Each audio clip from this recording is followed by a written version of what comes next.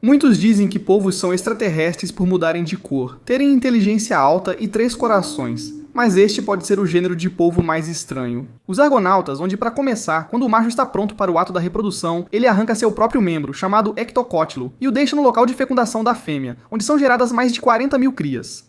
O principal traço delas é que as fêmeas liberam carbonato de cálcio dos braços dorsais para formar uma armadura parecida com papel. Ela protege as crias como uma incubadora. Se danificada, elas reparam. Curiosamente, essa estrutura é sustentada pelos tentáculos, não por músculo.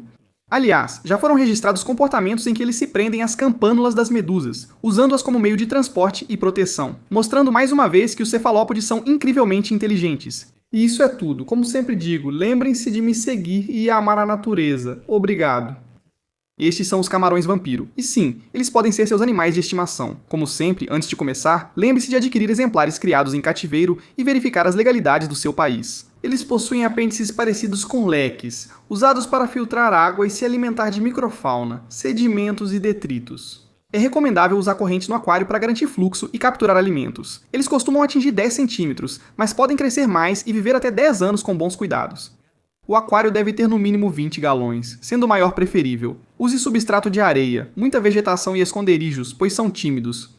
Na tela estão os parâmetros da água, ciclo o aquário, use filtragem e aclimate os camarões, que vivem bem em grupos, são noturnos e convivem com peixes de comunidade. Também mostro outras opções de alimentação e, como sempre, lembre-se de pesquisar. Diante disso, dou nota 7 de 10 ao camarão vampiro. Como sempre, siga-me e ame a natureza. Obrigado. Se você está vendo isso, provavelmente gosta de viver, assim como esses caranguejos. Quando estressados ou ameaçados, eles preferem arrancar uma garra. Esperam que, se forem caçados, o predador se distraia com a garra e assim consigam fugir. Isso se chama autotomia. Eles regeneram a garra e sobrevivem. Você não, então não tente. E lembre-se, siga-me e ame a natureza. Obrigado. Todo mundo está falando sobre esse peixe, o peixe-diabo. Literalmente, meu feed está assim. Mas não se preocupe, nós vamos falar sobre o peixe-remo que, para começar, no folclore japonês. Esses trazem desgraça, terremotos e catástrofes. Assim como os peixes-diabo, eles vivem nas profundezas do mar e só sobem para morrer. Eles chegam a atingir uma média de 8 metros de comprimento. Mas já houve registros de exemplares que ultrapassam os 10 metros. Isso equivale a uns 33 sanduíches Subway, só para você ter uma ideia. São os peixes ósseos mais longos do mundo e, como muitas grandes criaturas, alimentam-se de krill e plâncton. Possuem corpo prateado iridescente, barbatana dorsal e penacho carmesim, tornando os peixes imponentes. Foram relatados choques elétricos ao toque, então o peixe-diabo pode ter uma lanterna, mas este aqui causa choques. Ele faz parte da mitologia japonesa e não é vencido por um peixe-palhaço nem por um peixe-cirurgião com Alzheimer. Lembrem-se de me seguir e amar a natureza. Obrigado. Por que essa formiga está tirando as próprias asas? Em algumas espécies, ocorre o voo nupcial em certas épocas do ano. No evento, formigas aladas, zangões e princesas deixam as colônias para acasalar e formar novas colônias. Após cumprir seu objetivo de fazer o frute fantástico, as asas perdem função e são arrancadas para economizar energia e liberar feromônios, indicando que a rainha fecundou e pode iniciar a colônia. O macho morre após o acasalamento, mas, como no mundo dos insetos ninguém se importa com ele, comente se você arrancaria suas asas após acasalar, apesar de eu duvidar que isso aconteça. Isso é tudo. Como sempre digo, sigam-me e amem a natureza. Obrigado. A natureza não perdoa, esse é o exemplo mais claro. A imagem mostra um martim pescador, ave que pousa em galhos calculando a refração da água para capturar presas, geralmente peixes e também insetos. Ele mergulha para capturar a presa, e se ela se mexer muito, abate contra galhos ou superfícies para atordoá-la. No entanto, o menor dos erros muda sua trajetória, resultando nesse final tão infeliz.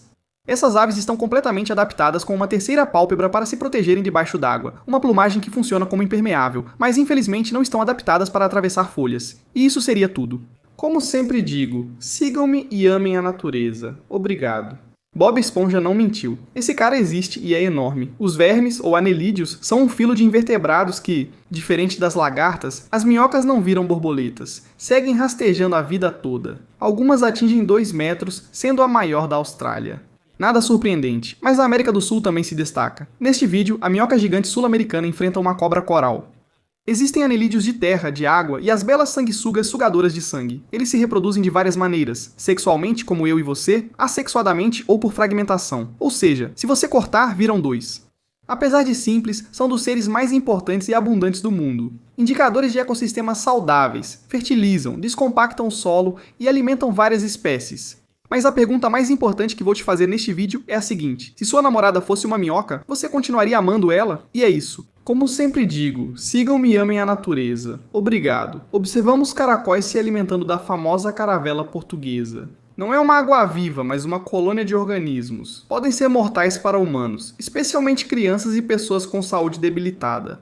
Esses caracóis e outros animais passaram a metabolizar, armazenar e usar o veneno da dieta para se defender.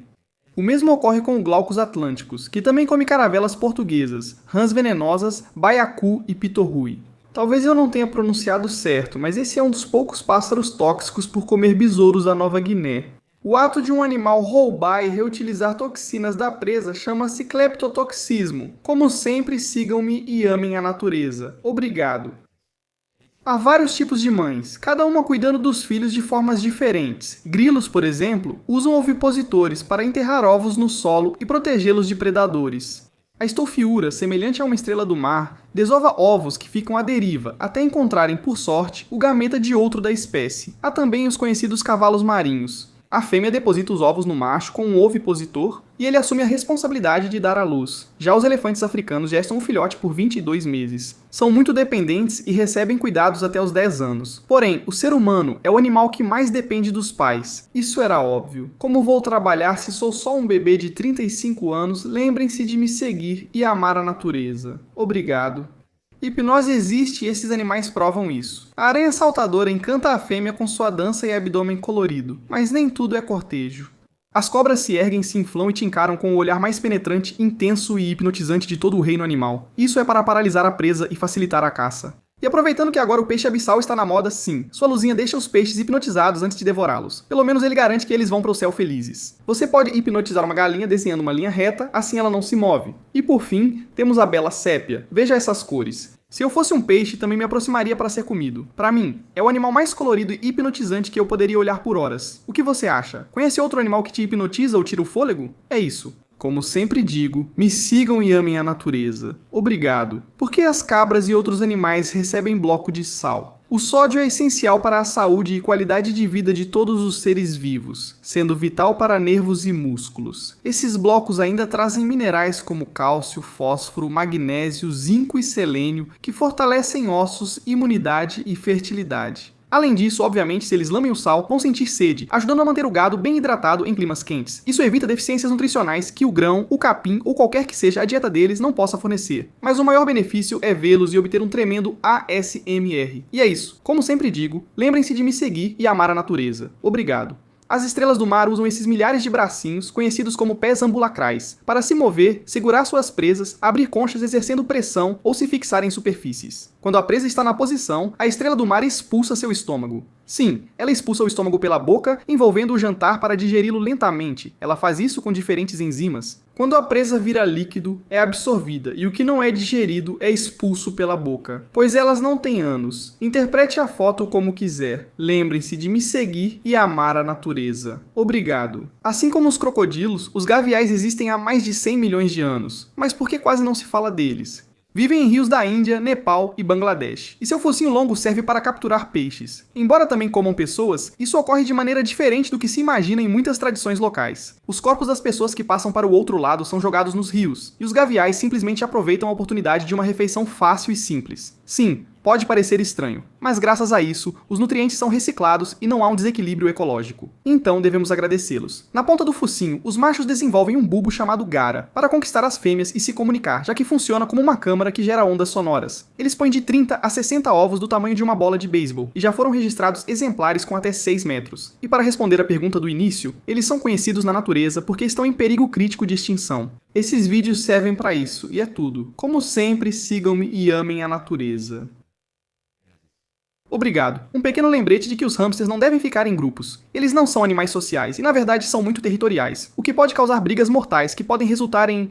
Bem, você imagina, na natureza eles evitam contato, a menos que seja época de reprodução, e geralmente cada hamster ocupa mais de 1000 metros quadrados, e você quer mantê-lo em uma dessas gaiolas. Antes de ter qualquer animal de estimação, faça sua pesquisa. Isso não é divertido, é maus tratos. E isso seria tudo, como sempre digo, lembrem-se de me seguir e amar a natureza. Obrigado.